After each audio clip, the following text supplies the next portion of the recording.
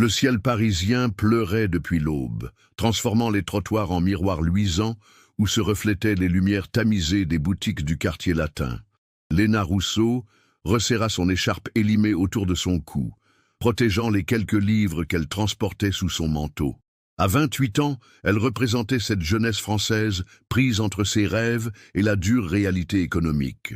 Employée dans une librairie ancienne, nichée entre un café littéraire et une boulangerie artisanale, elle gagnait tout juste de quoi payer son minuscule studio sous les toits. Ce vendredi soir, la fatigue creusait ses traits. L'odeur des marrons chauds se mêlait aux effluves de pain frais, formant ce parfum si particulier des rues parisiennes en automne. Les gouttes de pluie dansaient dans la lumière des réverbères, créant une atmosphère à la fois mélancolique et envoûtante. Encore 2 semaines avant de pouvoir payer les réparations de la chaudière, murmura-t-elle pour elle-même, calculant mentalement son budget. L'hiver approchait et son appartement devenait chaque jour plus froid. Le bruit sourd d'un objet tombant au sol interrompit ses pensées. Là, sur le trottoir mouillé, un portefeuille en cuir noir gisait, détrempé par la pluie. Léna s'arrêta net, regardant autour d'elle. La rue était presque déserte, les passants pressant le pas pour échapper à l'averse. Elle se pencha et ramassa l'objet, l'eau s'infiltrant dans ses chaussures usées.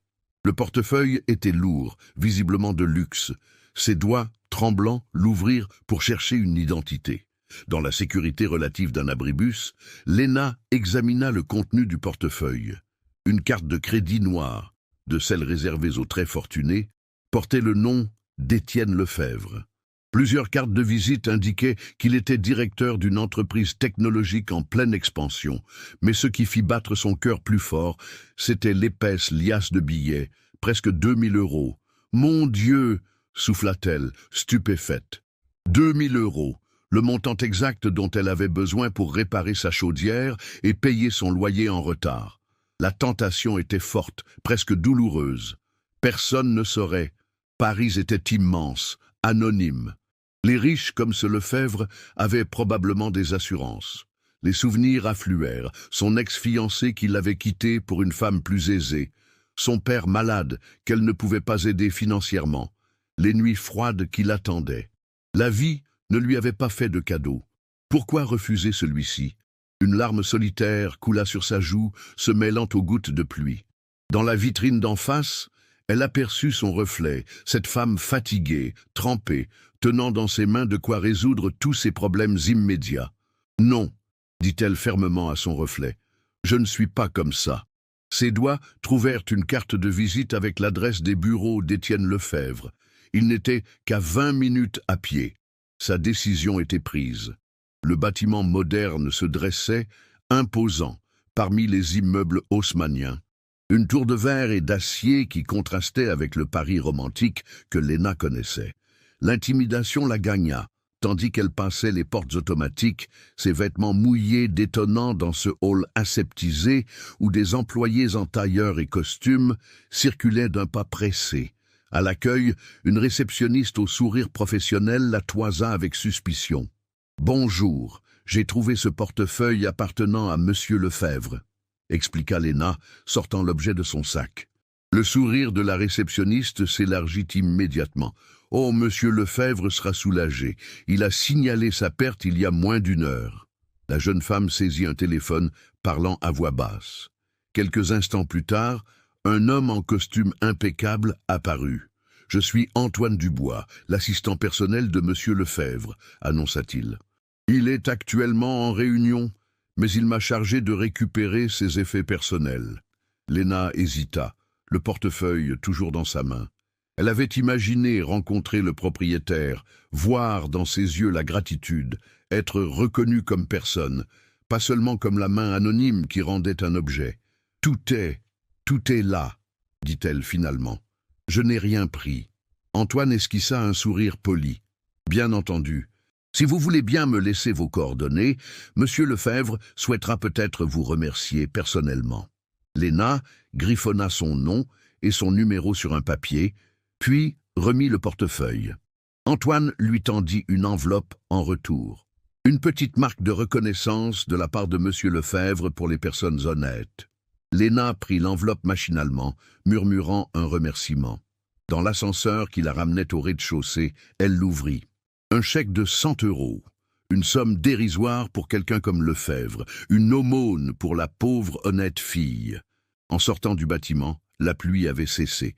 Le ciel s'éclaircissait à l'ouest, au-dessus de la Seine. Dans un geste impulsif, Léna déchira le chèque et le jeta dans une poubelle de rue. Elle n'avait pas besoin de sa charité calculée. Son intégrité valait plus que cela. Ce qu'elle ignorait, c'est que des caméras de sécurité avaient capturé son geste, et que dans son bureau du 32e étage, Étienne Lefebvre observait l'écran, intrigué par cette jeune femme qui venait de refuser son argent avec tant de dignité. Une semaine s'était écoulée depuis l'incident du portefeuille. La librairie aux pages jaunies, où travaillait Léna, était particulièrement calme ce matin-là. L'odeur de papier ancien et de cuir embaumait l'air, tandis qu'un rayon de soleil d'hiver illuminait la poussière dansante entre les étagères.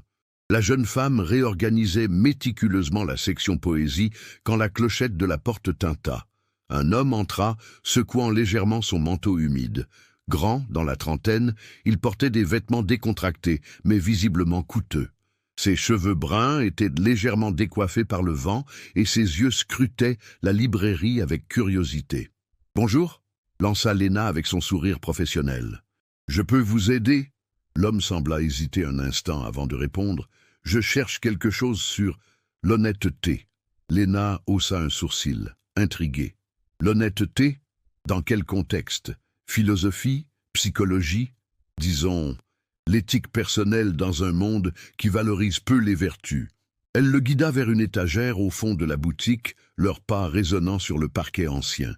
« Vous avez une préférence pour les classiques ou les auteurs contemporains? »« Je vous fais confiance, » répondit-il, l'observant attentivement. Léna choisit plusieurs ouvrages, expliquant chacun avec passion. Elle ne remarqua pas immédiatement que l'homme la regardait plus qu'il n'écoutait ses explications. « Vous aimez vraiment les livres, » constata-t-il. « Ils sont mes meilleurs amis depuis l'enfance, » admit-elle. Dans un monde incertain, ils restent fidèles. L'homme acquiesça pensif. « Je m'appelle Étienne, » dit-il simplement, sans mentionner son nom de famille. « Léna, » répondit-elle, lui tendant 3 livres. « Voici mes recommandations. Si l'honnêteté vous intéresse tant, vous y trouverez matière à réflexion. » Étienne les prit, effleurant ses doigts au passage. Un contact bref, mais qui fit naître une étrange sensation chez Léna. Elle se ressaisit rapidement, chassant cette impression. « Vous venez souvent ici ?» demanda-t-il pendant qu'elle enregistrait ses achats. « J'y travaille, en fait, » répondit-elle en riant doucement. « 6 jours sur 7. Alors je reviendrai vous dire ce que j'ai pensé de vos recommandations. » En quittant la boutique, Étienne lui adressa un dernier regard énigmatique qui la troubla plus qu'elle n'aurait voulu l'admettre. Étienne tint parole. Les jours suivants, il revint régulièrement à la librairie, discutant longuement avec Léna de littérature, de philosophie, d'art. Jamais il ne mentionna sa profession ou sa situation personnelle, se présentant comme un simple amateur de livres. Léna appréciait ces conversations qui rompaient la monotonie de ses journées. Un soir pluvieux, alors que la librairie était déserte, leur discussion dériva vers des sujets plus personnels. « Pourquoi une femme aussi brillante que vous travaille-t-elle dans une petite librairie ?» demanda Étienne, assis dans un fauteuil usé près du comptoir. Léna hésita, rangeant machinalement des fiches. « J'ai dû abandonner mes études de lettres quand mon père est tombé malade. J'ai besoin d'un emploi stable et j'aime être entouré de livres. » « Vous n'avez jamais voulu plus ?»« Bien sûr que si, » soupira-t-elle. « J'aurais aimé terminer ma thèse, peut-être enseigner, mais la vie a ses priorités. Et vous? Que faites-vous à part acheter des livres que vous ne lisez probablement pas ?» Étienne parut surpris. « Comment savez-vous que je ne les lis pas? Vous n'avez jamais commenté leur contenu, seulement leur couverture, » observa-t-elle avec un sourire espiègle. Il rit, admirant sa perspicacité. « Touché, je travaille dans la technologie. Rien de passionnant. La technologie qui éloigne les gens des livres, » le taquina-t-elle. « Ou qui pourrait les y ramener avec les bonnes idées. Leur conversation fut interrompue par l'arrivée de Madame Pelletier, la propriétaire de la librairie, une femme âgée au caractère bien trempé. « Léna, ma petite, tu devrais rentrer, il est tard, et la pluie redouble. Je termine de ranger ces derniers ouvrages, et j'y vais, » promit la jeune femme. Étienne se leva. « Je pourrais vous raccompagner, si vous le souhaitez. »« J'ai ma voiture !» Léna hésita, partagée entre prudence et curiosité. « Ne sois pas sotte !» intervint Madame Pelletier. « Avec ce déluge, tu vas être trempée avant d'atteindre le métro. »« D'accord, » céda Léna. « Laissez-moi prendre mon manteau. » Dehors, la pluie tombait en rideaux. Étienne la guida vers une élégante berline noire garée à quelques mètres. Un chauffeur en sortit précipitamment pour leur ouvrir la portière, ce qui surprit Léna. « Vous avez un chauffeur ?» demanda-t-elle soudain méfiante. « Parfois, » répondit évasivement Étienne, « c'est plus pratique dans Paris. » Le luxe discret de la voiture contrastait violemment avec la vie modeste de Léna. Elle donna son adresse au chauffeur, consciente du fossé qui semblait soudain se creuser entre eux. « Vous n'êtes pas qu'un simple amateur de livres, n'est-ce pas ?» murmura-t-elle. Étienne détourna le regard vers la vitre embuée. « Nous sommes tous plus complexes que ce que nous laissons paraître. » Le silence qui s'installa était lourd de non-dits. Les semaines passèrent, et une étrange amitié se développa entre eux. Étienne invitait parfois Léna au café après son travail. Elle refusait systématiquement les restaurants chics qu'il proposait, préférant les petits bistrots authentiques du quartier. Ils partagèrent des conversations profondes, évitant soigneusement le sujet de leur vie respective. Un jour, Étienne lui offrit un recueil de poèmes rares qu'elle avait mentionné adorer. « Comment l'avez-vous trouvé ?»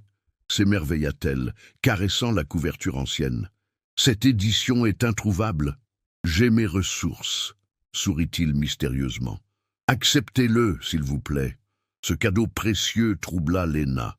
Qui était réellement cet homme qui pouvait se procurer des livres rares comme s'il s'agissait de simples babioles? Ce même soir, elle accepta de dîner avec lui dans un petit restaurant du Marais. L'atmosphère était intime, les bougies projetant des ombres dansantes sur les murs en pierre apparente. Pour la première fois, Étienne parla de sa passion pour l'innovation technologique. « J'aimerais créer des outils qui reconnectent les gens avec la culture, pas qui les en éloignent, » expliqua-t-il avec animation. « C'est noble, » reconnut Léna. Mais la technologie reste froide comparée au toucher d'une page, à l'odeur d'un livre ancien. Pas nécessairement. C'est dans son utilisation que réside la différence. La technologie peut être humaine. Leurs regards se croisèrent, et Léna sentit quelque chose changer. Une connexion plus profonde, une attirance qu'elle ne pouvait plus nier. « Pourquoi moi, Étienne ?» demanda-t-elle soudain. « Vous pourriez fréquenter n'importe qui, des femmes, de votre... milieu. » Il prit sa main par-dessus la table. « Parce que vous êtes authentique, Léna. Dans un monde de faux semblants, vous êtes vrai. » Le moment fut interrompu par l'arrivée bruyante d'un groupe de personnes.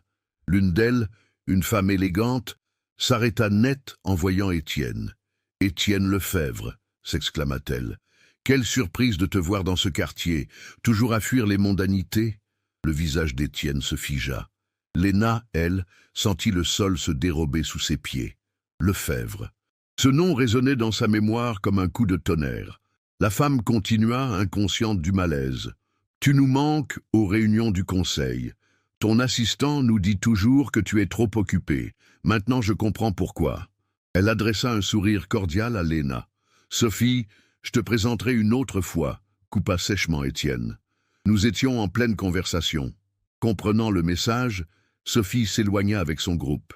Un silence pesant s'installa à leur table. « Lefebvre !» articula finalement Léna, la voix tremblante. « Étienne Lefebvre, le portefeuille... » Les yeux d'Étienne s'écarquillèrent de surprise. « Comment savez-vous pour... » Puis la compréhension illumina son visage. « C'était vous, la femme qui a rapporté mon portefeuille. » Léna se leva brusquement, renversant son verre. « Vous saviez, depuis le début, vous êtes venu à la librairie en sachant parfaitement qui j'étais. »« Non, » protesta-t-il. « Enfin, pas au début.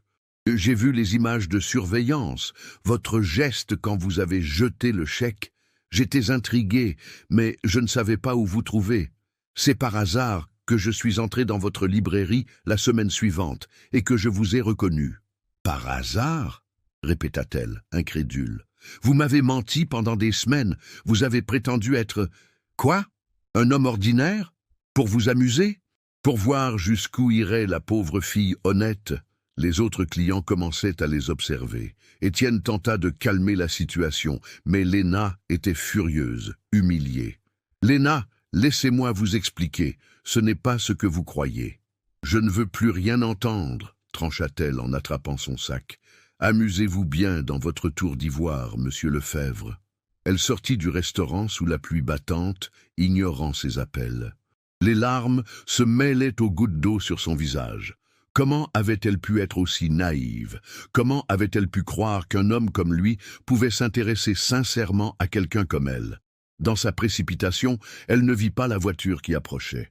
Un crissement de pneus, un choc violent, et soudain, le monde de Léna bascula dans l'obscurité. Le bip régulier des machines était la première chose que Léna perçut en reprenant conscience. Une douleur sourde pulsait dans tout son corps. Des murs blancs, l'odeur d'antiseptique, elle était à l'hôpital. Ses souvenirs revenaient par fragments. Le restaurant, la révélation, sa fuite sous la pluie, puis le noir. « Vous êtes réveillée », murmura une voix douce à ses côtés. Madame Pelletier, sa patronne, lui tenait la main, le visage creusé par l'inquiétude. « Combien de temps ?» articula péniblement Léna, la gorge sèche. « 2 jours. Vous avez été renversée par une voiture. Rien de cassé, mais une commotion cérébrale et de nombreuses contusions. » Léna ferma les yeux, submergée par les souvenirs de cette soirée désastreuse. La trahison d'Étienne? Non. De Monsieur Lefebvre? Lui revenait comme une blessure plus douloureuse que ses fractures. « Il est venu tous les jours », ajouta Madame Pelletier en voyant son expression tourmentée. « Il ne quittait la chambre que lorsque les infirmières l'y obligeaient. »« Je ne veux pas le voir », murmura Léna, détournant le regard vers la fenêtre où la pluie continuait de tomber sur Paris. « Il a laissé ceci pour vous, » poursuivit la vieille dame, déposant une enveloppe sur la table de chevet, « et il a réglé tous les frais médicaux. »« Bien sûr !» soupira Léna avec amertume. « L'argent résout tout pour les gens comme lui. » Madame Pelletier se leva lentement. « Vous savez, ma petite, parfois les apparences sont trompeuses, dans les 2 sens. Je dois retourner à la librairie. Reposez-vous. » Une fois seule, Léna fixa longuement l'enveloppe avant de céder à la curiosité. À l'intérieur, une lettre manuscrite, écrite d'une main nerveuse. « Léna, je vous dois la vérité, sans masque cette fois. Oui, j'ai découvert qui vous étiez après l'incident du portefeuille. Les caméras de sécurité ont capturé votre geste, déchiré ce chèque comme si c'était une insulte. Vous aviez raison, ça l'était. Ce que vous ignorez, c'est l'effet que cette vision a eu sur moi. Dans mon monde, l'honnêteté est une monnaie d'échange, pas une valeur. Quand je vous ai trouvé par hasard dans cette librairie, j'ai voulu comprendre ce qui poussait une personne à agir avec une telle intégrité malgré des difficultés évidentes. Mais au fil de nos conversations, j'ai oublié mes motivations initiales. J'ai découvert une femme brillante, passionnée, authentique, tout ce que je ne suis pas, tout ce que mon entourage n'est pas. Je n'ai pas menti sur mes sentiments, seulement sur mon identité. Est-ce impardonnable? Peut-être. Mais avant de me juger définitivement, demandez-vous, m'auriez-vous traité de la même façon si vous aviez su qui j'étais dès le début? Je respecterai votre décision, quelle qu'elle soit. » Avec regret et espoir, Étienne, les larmes coulaient silencieusement sur les joues de Léna. La colère et la confusion se disputaient dans son esprit. Il avait raison. Elle l'aurait probablement traité différemment en connaissant son identité. Mais cela justifiait-il son mensonge? 1 semaine plus tard, Léna put enfin quitter l'hôpital. Son petit appartement lui sembla plus froid et vide que jamais. Sur sa table, une pile de factures l'attendait. Elle avait perdu 1 semaine de salaire et les réparations de sa chaudière étaient toujours en attente. Elle n'avait pas revu Étienne depuis l'incident. Madame Pelletier lui avait accordé 2 semaines de congé pour se remettre, mais l'inquiétude financière la rongeait. Comment allait-elle s'en sortir? La sonnette retentit, interrompant ses calculs anxieux. Sur le palier se tenait Antoine, l'assistant d'Étienne. « Mademoiselle Rousseau, commença-t-il formellement, Monsieur Lefebvre m'envoie vous remettre ceci. » Il lui tendit une enveloppe épaisse. À l'intérieur, une somme considérable en espèces et une note. « Ce n'est pas une aumône, mais une compensation pour votre accident. Refusez si vous le souhaitez, mais sachez que cette somme ne représente rien pour moi comparé à votre bien-être. » Léna hésita, partagée entre fierté et nécessité. Finalement, elle rendit l'enveloppe à Antoine. « Dites à votre patron que je ne suis pas à vendre, ni mon pardon, ni mon amitié. S'il veut me parler, qu'il vienne lui-même, sans son argent et sans ses mensonges. » Après le départ d'Antoine, Léna s'effondra sur son canapé, épuisée par cet effort de dignité. Le soir même, alors que la pluie redoublait d'intensité, on frappa à sa porte. Elle ouvrit pour découvrir Étienne trempé jusqu'aux os, sans parapluie ni manteau luxueux, juste un simple pull gris-bleu qui lui donnait l'apparence d'un homme ordinaire. « 5 étages sans ascenseur, » constata-t-il, essoufflé. « Je comprends mieux votre endurance maintenant. » Léna resta immobile, incapable de décider si elle devait le laisser entrer ou lui claquer la porte au visage. « Je ne vous demande que 5 minutes, » plaida-t-il. « Ensuite, si vous le souhaitez, je disparaîtrai de votre vie. » Elle s'écarta silencieusement pour le laisser passer. Son minuscule appartement semblait encore plus petit avec sa présence. Étienne observa les lieux, les étagères croulant sous les livres, les murs écaillés, le radiateur défectueux couvert d'un plaid. « Je n'ai pas de champagne à vous offrir, » dit-elle avec une pointe d'ironie. « Seulement du thé. »« Le thé sera parfait, » répondit-il doucement. Pendant qu'elle préparait les tasses dans la kitchenette, Étienne resta debout, mal à l'aise. « Je ne vis pas dans un palais, » lança-t-elle, percevant son malaise. « Mais c'est chez moi. C'est chaleureux, » dit-il sincèrement. « Ça vous ressemble. » Ils s'assirent, face à face, séparés par une petite table bancale. « Je n'ai pas accepté votre argent, » commença-t-elle. « Je sais. Antoine me l'a dit. C'est exactement ce à quoi je m'attendais. Alors pourquoi l'avoir envoyé? Parce que je ne sais pas comment fonctionner autrement, » admit-il avec une franchise désarmante. « L'argent a toujours été ma façon de résoudre les problèmes. C'est pathétique, je le réalise maintenant. » Un silence s'installa, rompu seulement par le bruit de la pluie contre les vitres. « Pourquoi êtes-vous venu dans ma librairie ce jour-là, Étienne ?» La vérité. Il prit une profonde inspiration. « Après avoir vu la vidéo de vous jetant ce chèque, j'ai été perturbé. Cela faisait des années que personne ne m'avait défié ainsi. J'ai demandé à vous retrouver, par curiosité d'abord. Puis je vous ai vu, parlant de livres avec tant de passion.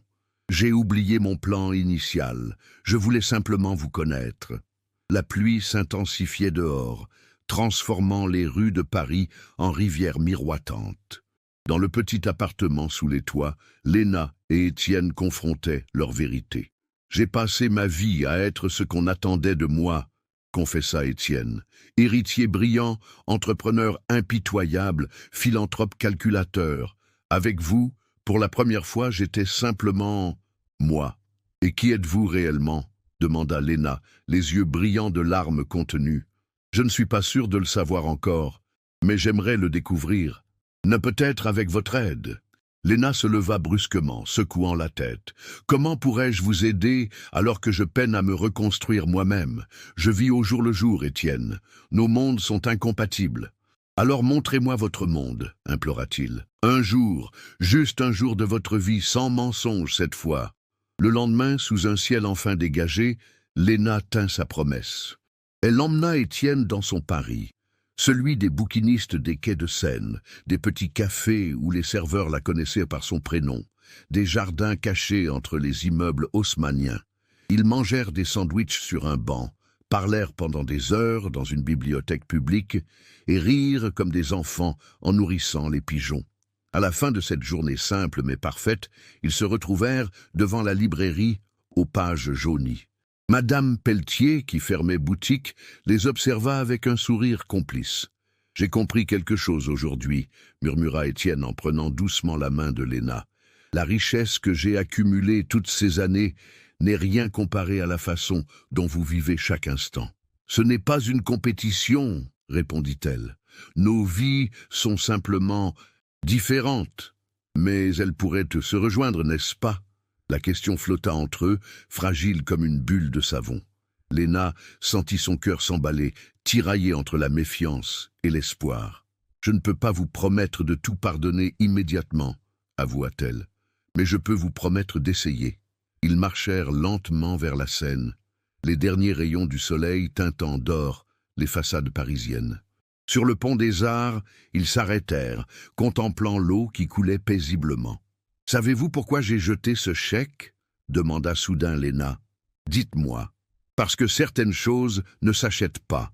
L'intégrité, la dignité, l'amour. » Étienne prit son visage entre ses mains avec une infinie douceur. « Je n'essaierai plus jamais d'acheter ce qui doit être gagné. » Sous le ciel étoilé de Paris, leurs lèvres se rencontrèrent dans un baiser qui promettait non pas un conte de fées, mais quelque chose de plus précieux encore, une histoire vraie, avec ses imperfections et ses merveilles, écrite par deux personnes qui avaient enfin trouvé le courage d'être authentiques.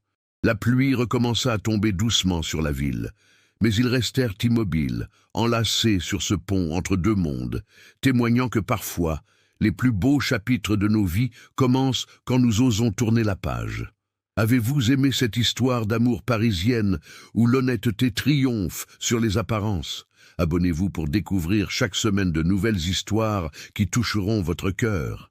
Partagez dans les commentaires votre moment préféré entre Léna et Étienne. Et n'oubliez pas d'activer la cloche pour ne manquer aucune de nos futures créations. À bientôt pour de nouvelles aventures qui vous feront rêver.